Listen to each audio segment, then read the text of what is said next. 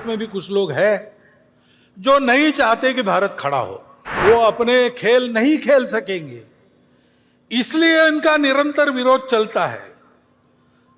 विरोध करने के लिए किसी विचारधारा का आवरण ये लोग ओढ़ लेते हैं। तो उद्देश्य दूसरा ही रहता है, अपना उल्लू सीधा करने का रहता है।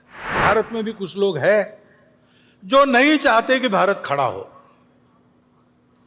और इसलिए समाज में कैसे विभेद पैदा करना, समाज की सामूहिकता जो निर्माण हुई उसको कैसे तोड़ना, अलगाव और टकराव कैसे पैदा करना, ऐसा वो प्रयास करते हैं। अपनी असावधानी के कारण, अपने अविवेक और परस्पर अविश्वास के कारण हम भी कभी कभी उसमें फंस जाते और अप्रत्याशित उपद्रव खड़े हो जाते। क्योंकि भारत का उत्थान होगा तो कलह मिटेंगे, भारत का उत्थान होगा तो दुख जाएगा, शोषण जाएगा। इनके आधार पर अपने स्वार्थ का धंधा करने वाली दुनिया की और अंदर की जो ताकतें हैं,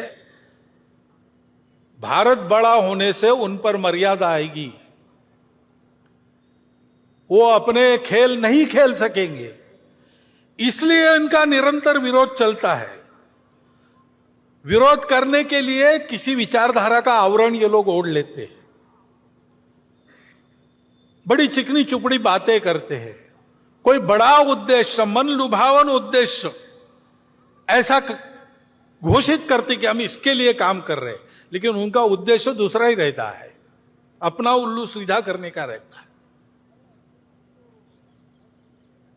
और कोई भी हो, किसी भी विचारधारा का हो, वो खाटी संघ वाला हो या कम्युनिस्ट हो, अगर वो प्रामाणिक है, निस्वार्थ बुद्धि से काम कर रहा है, तो उनके लिए वो बाधा ही बनता है। ये जानकर ऐसे सब लोगों का वो विरोध करते हैं।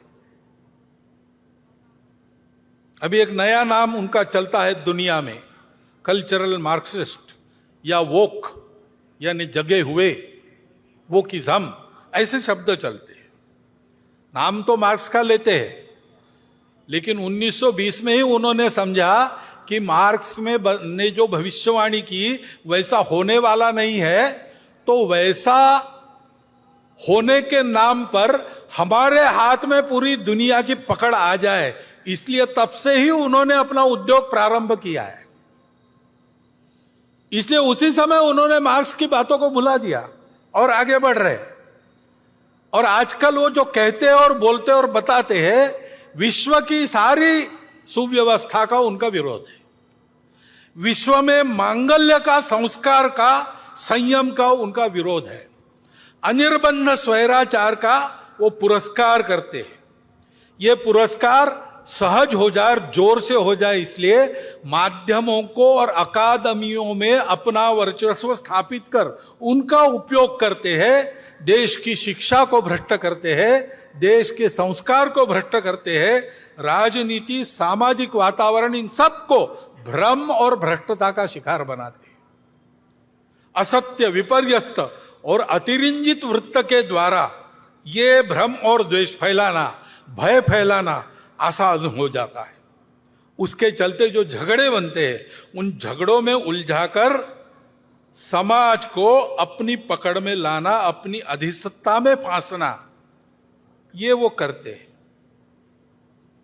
किसी भी राष्ट्र की जनता में ऐसी अनास्था, दिग्भ्रम, परस्पर द्वेष उत्पन्न करने वाली ये जो प्रणाली है ना, अपने यहां चाणक्य नीति में उसका नाम है मंत्र विप्लव।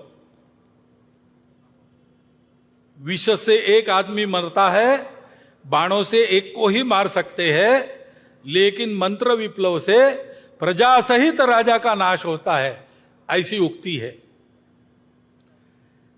ये इन लोगों से हमको ध्यान रखना पड़ेगा, बचना पड़ेगा।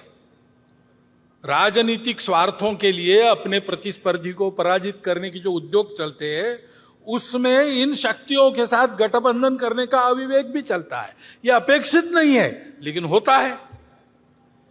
और समाज में अगर आत्मविस्मृति है, समाज में अगर अनेक प्रकार के भेद है, आपस में लड़ाई है, स्वार्थों की प्रतिस्पर्धा है, ईर्ष्या है, द्वेष है,